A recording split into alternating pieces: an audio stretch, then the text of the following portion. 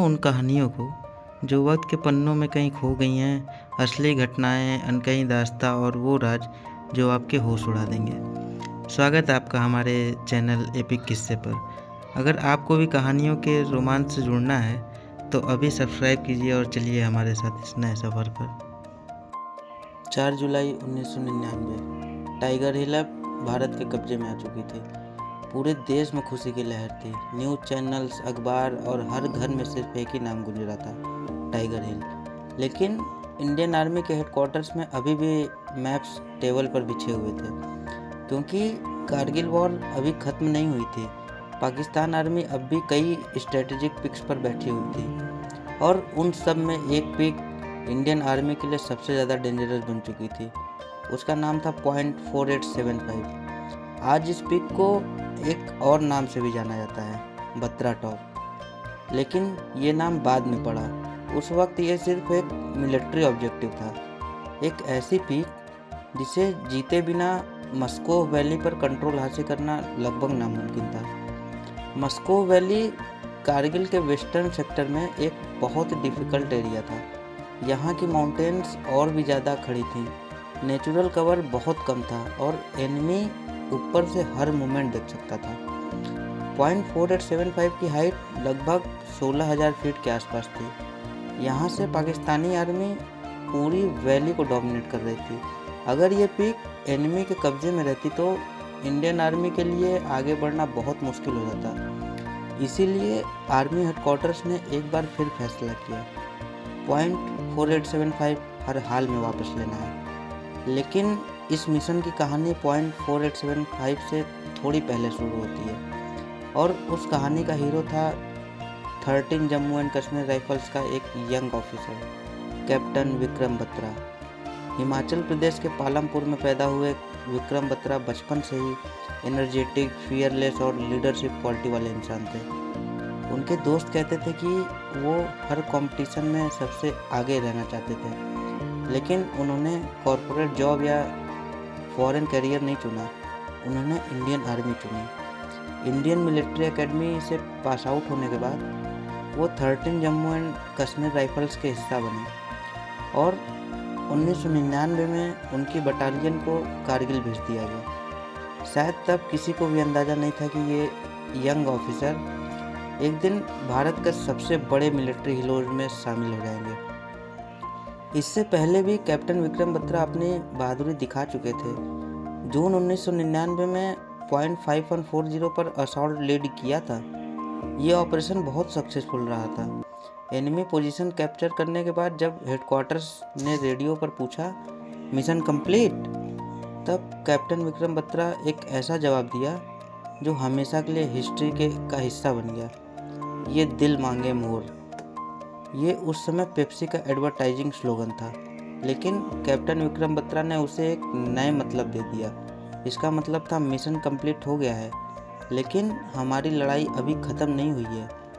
ये डायलॉग इतना फेमस हुआ कि पूरे भारत में कैप्टन विक्रम बत्रा की पहचान बन गई। लेकिन अब उनके सामने .5140 से भी मुश्किल मिशन था, .4875, और शायद ये उनकी ज़िंदगी का आखिरी मिशन भी होने वाला था। इंडियन आर्मी ने .4875 के लिए कई यूनिट्स को डिप्लॉय किया, लेकिन मेन असॉल्ट की जिम्मेदारी मिली 13 जम्मू एंड कश्मीर राइफल्स को। इस बटालियन के कमांडिंग ऑफिसर थे लेफ्टिनेंट कर्नल YK जोशी। उन्होंने टेरिन का डिटेल स्टडी किया, एनिमी बंकर्स आइडेंटिफाई किए और असॉल्ट प्लान का तैयारी हुआ। प्लान सीधा नहीं था, क्योंकि सीधा अटैक बहुत ज़्यादा कैजुअलिटीज दे सकता था। इसीलिए मल्टीपल डायरेक्शन से प्रेशर क्रिएट करना था, आर्टिलरी सपोर्ट भी दिया जाना था और फिर रात के अंधेरे में इन्फेंट्री को ऊपर भेजना था। लेकिन आर्मी को ये भी पता था कि इस बार एनिमी टाइगर हिल के बाद और भी ज़्यादा अलर्ट है। इस बार सरप्राइज का एडवांटेज पहले जितना नहीं मिलेगा। इस बार जीत सिर्फ प्लानिंग से नहीं, बल्कि हर सोल्जर्स की हिम्मत से तय होगी।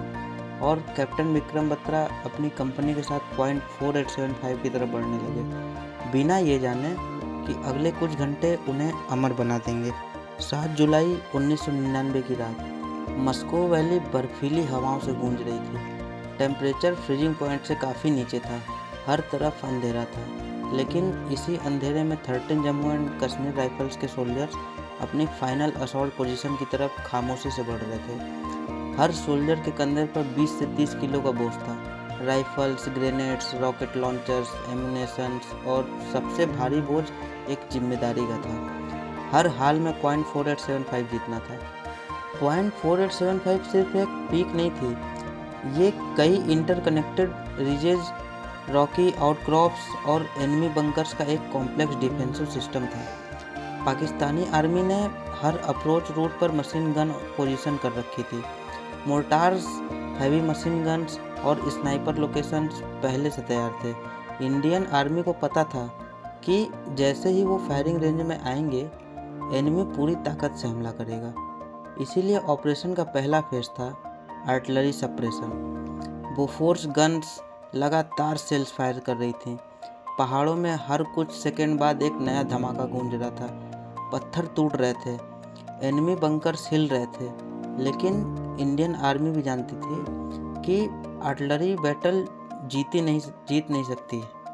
आखिर में हर बंकर के अंदर जाकर तिरंगा इन्फेंट्री को ही लहराना होता है। जैसे ही आर्टिलरी फायर कम हुआ, कैप्टन विक्रम बत्रा ने अपनी कंपनी को आगे बढ़ने का सिग्नल दिया। अब हर कदम मौत के और करीब ले जा रहा था। सोल्जर्स घुटनों के बल कभी रेंगते हुए, कभी पत्थरों के पीछे कवर लेकर ऊपर बढ़ रहे थे। हर सोल्जर्स की आंखें सिर्फ एक चीज़ ढूंढ रही थी, एनिमी की फायरिंग पोजीशन। लेकिन एनिमी भी इंतज़ार कर रहा था। अचानक रात के सन्नाटे को चीरते हुए मशीन गन गरज उठी। ट्रेसर बुलेट आसमान को लाल करने लगी। मोर्टार राउंड्स इंडियन पोजीशंस के आसपास गिरने लगे। पत्थरों के टुकड़े गोलियों की तरह उड़ रहे थे।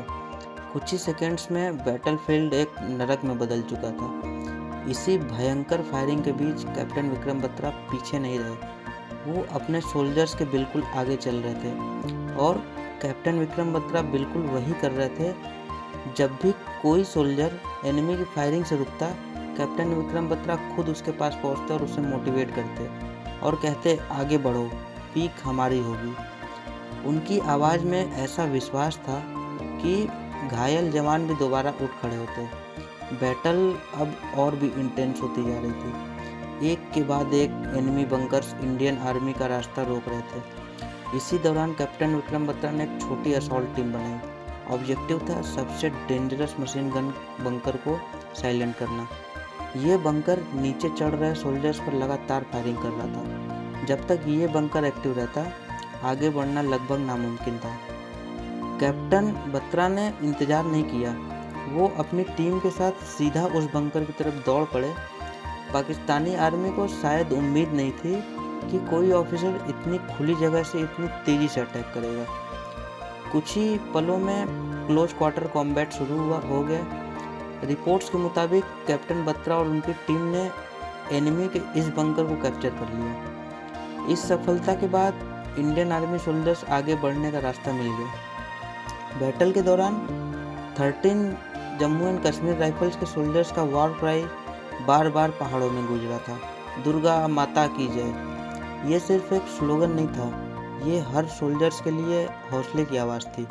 हर बार जब ये नारा गूंजता, सोल्जर्स एक नए जोश के साथ आगे बढ़ते। लेकिन एनिमी का रेजिस्टेंस अब भी टूट नहीं रहा था। उनकी ऊपर वाली पोजीशंस अब भी एक्टिव थी और .4875 की असली लड़ाई अब शुरू हुई थी। कैप्टन विक्रम बत्रा एक और बंकर की तरफ बढ़ने लगे, लेकिन अगले कुछ मिनट उनके नाम को हमेशा के लिए भारत के इतिहास में अमर करने वाले थे। बैटलफील्ड पर अब तक इंडियन आर्मी कई एनिमी बंकर को डिस्ट्रॉय कर चुके थे, लेकिन .4875 की सबसे डेंजरस रिज अभी भी पाकिस्तानी आर्मी के कंट्रोल में थी। यहीं से लगातार machine gun fire Indian soldiers को रोक रहा था। हर बार जब कोई सेक्शन थोड़ा सा भी आगे बढ़ता, ऊपर से गोलियों की बारिश शुरू हो जाती। सिचुएशन बहुत क्रिटिकल हो चुकी थी। अगर ये बंकर डिस्ट्रॉय नहीं होता तो पूरा असॉल्ट रुक सकता था। कैप्टन विक्रम बत्रा ने एक बार फिर खुद लीड करने का फैसला किया। ये उनकी आदत थी। वो कभी अपने सोल्जर्स को अकेले डेंजर में नहीं भेजते थे। जो सबसे मुश्किल काम होता, वो खुद सबसे आगे चलकर करते। इसीलिए उनकी कंपनी के सोल्जर्स उन्हें सिर्फ कमांडिंग ऑफिसर नहीं, अपना लीडर मानते थे और बैटलफील्ड में लीडर वही होता है जो सबसे पहले अपनी जान दांव पर लगाता है। इसी दौरान एक इंडियन ऑफिसर एनिमी की फायरिंग में गंभीर रूप से घायल हो गया। हिस्टोरिकल रिकॉर्ड के मुताबिक कैप्टन विक्रम बत्रा ने तुरंत उन्हें बचाने का फैसला किया। उनके साथ खड़े एक जवान ने ये कहा कि सर, मैं लाता हूँ।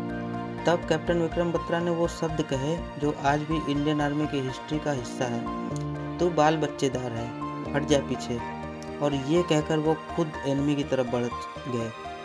ये कोई फिल्मी डायलॉग नहीं था, ये बैटलफील्ड में एक ऑफिसर का अपने सोल्जर के लिए लिया गया फैसला था। कैप्टन विक्रम बत्रा तेज रफ्तार से आगे बढ़े। एनिमी बंकर अब सिर्फ कुछ ही मीटर दूर था।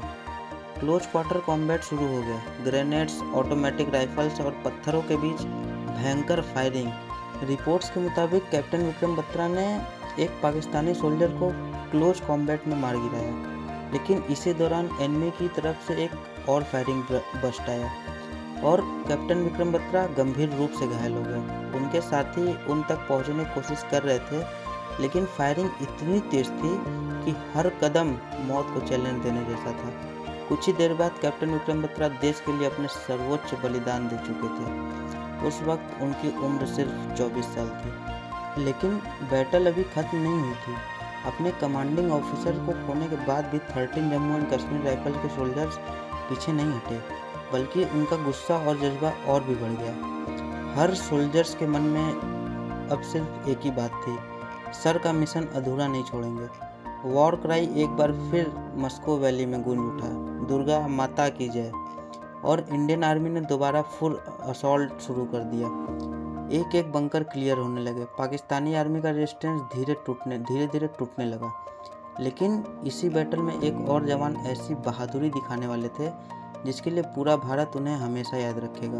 उनका नाम था राइफलमैन संजय कुमार। एनिमी की मशीन गन अब भी इंडियन एडवांस को रोक रही थी और उसे चुप कराना लगभग नामुमकिन लग रहा था। लेकिन राइफलमैन संजय कुमार ने जो किया वो माउंटेन वॉरफेयर के हिस्ट्री में हमेशा के लिए लिखा गया। लेकिन उसी समय मस्को वैली के एक दूसरे हिस्से में भी उतनी ही भयंकर लड़ाई चल रही थी। कारगिल वॉर सिर्फ एक पीक की बैटल नहीं थी।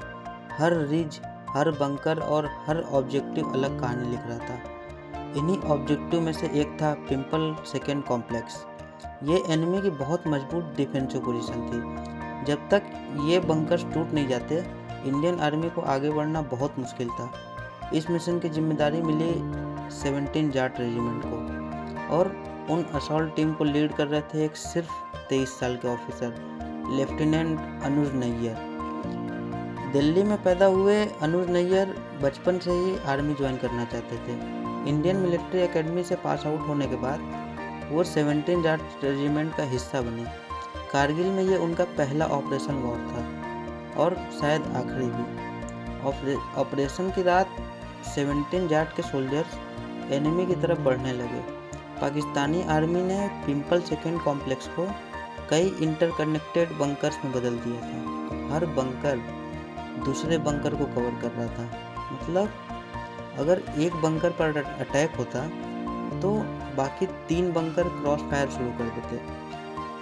ये एक डेडली डिफेंस ट्रैप था, लेकिन लेफ्टिनेंट अनुज नैयर ने पीछे हटना मंजूर नहीं किया। उन्होंने अपने असॉल्ट टीम को लीड किया और एक एक करके एनिमी बंकर्स पर हमला शुरू कर दिया। हिस्टोरिकल रिकॉर्ड के मुताबिक उन्होंने अपनी टीम के साथ लगातार कई एनिमी बंकर के न्यूट्रलाइज किया। हर बंकर के बाद एनिमी का रेजिस्टेंस खत्म होता गया, लेकिन आखिरी बंकर अब भी एक्टिव था। इसी दौरान रॉकेट प्रोपेल्ड ग्रेनेड एक और हैवी फायरिंग में लेफ्टिनेंट अनुज नैयर वीरगति को प्राप्त हो गए। उनकी उम्र भी सिर्फ 23 साल थी, लेकिन उनका मिशन अधूरा नहीं रहा। उनकी टीम ने रिमेनिंग बंकर्स पर कब्जा कर लिया था। Pimple second complex Indian army के कंट्रोल में आ गया था। उनकी असाधारण लीडरशिप और बलिदान के लिए लेफ्टिनेंट अनुज नैयर को महावीर चक्र से भी सम्मानित किया गया। मस्को वैली में एक तरफ कैप्टन विक्रम बत्रा का बलिदान, दूसरी तरफ लेफ्टिनेंट अनुज नैयर की वीरता। और इसी कैंपेन में एक और जवान अपनी कहानी लिख रहे थे।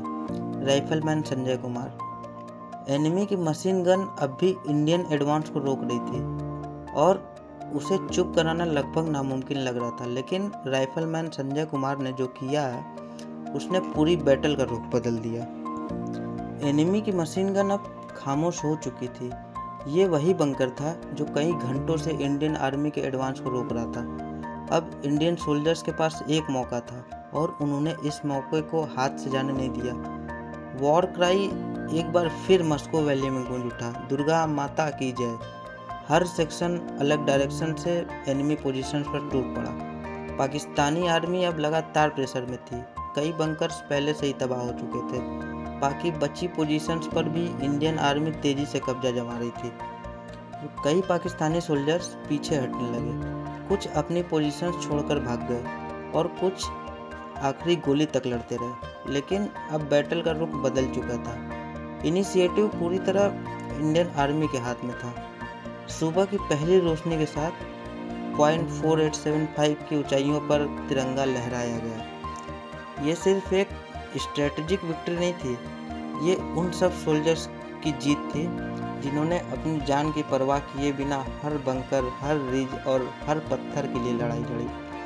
मस्को वैली अब धीरे धीरे इंडियन आर्मी के कंट्रोल में आ रही थी। पाकिस्तानी आर्मी की सबसे मजबूत डिफेंसिव चेन टूट चुकी थी। इस कैंपेन में भारत को दिए 2 परमवीर चक्र, कैप्टन विक्रम बत्रा और राइफलमैन संजय कुमार। साथ ही मस्को कैंपेन में अपनी असाधारण वीरता के लिए लेफ्टिनेंट अनुज नैयर को महावीर चक्र से सम्मानित किया गया। 3 अलग कहानियाँ, 3 अलग बैटलफील्ड, लेकिन एक ही सपना, तिरंगे को झुकने नहीं देना है। कैप्टन विक्रम बत्रा ने अपनी लीडरशिप से .4875 की लड़ाई को तो अमर बना दिया। लेफ्टिनेंट अनुज नैयर ने पिंपल सेकेंड कॉम्प्लेक्स में एक के बाद एक एनिमी बंकर्स को तबाह करते हुए अपना सर्वोच्च बलिदान दिया और राइफलमैन संजय कुमार ने गंभीर रूप से घायल होने के बाद भी एनिमी की मशीन गन छीनकर बैटल का रुख ही बदल दिया। इसीलिए कारगिल वॉर की कहानी सिर्फ एक हीरो की कहानी नहीं है, ये हजारों वीर जवानों की कहानी है।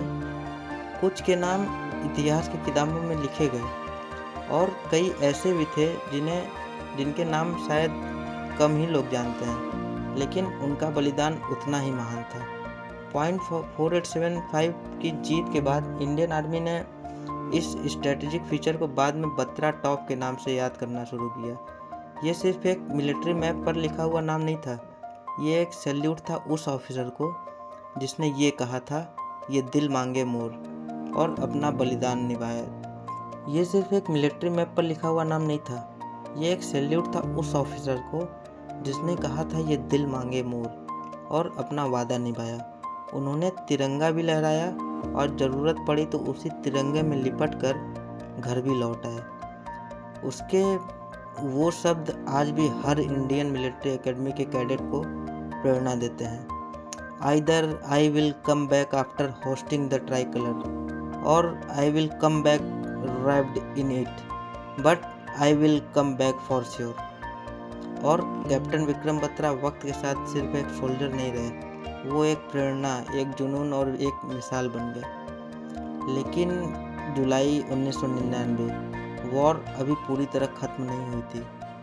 द्रास और मस्को में इंडियन आर्मी को बड़ी सफलता मिल चुकी थी। तो अब पार्ट 6 में हम चलेंगे ईस्ट की तरफ, बटालिक सेक्टर में। एक ऐसा बैटलफील्ड जहां कई वीर जवानों ने ऐसी बहादुरी दिखाई जिसके बारे में बहुत कम लोग जानते हैं। यहीं जुबार रिज और खालूबर टॉप और कई अन्य पोजीशंस पर इंडियन आर्मी को एक और निर्णायक अभियान चलाना था। और इस बैटलफील्ड से उभर कर आया एक और नाम, कैप्टन मनोज कुमार पांडे।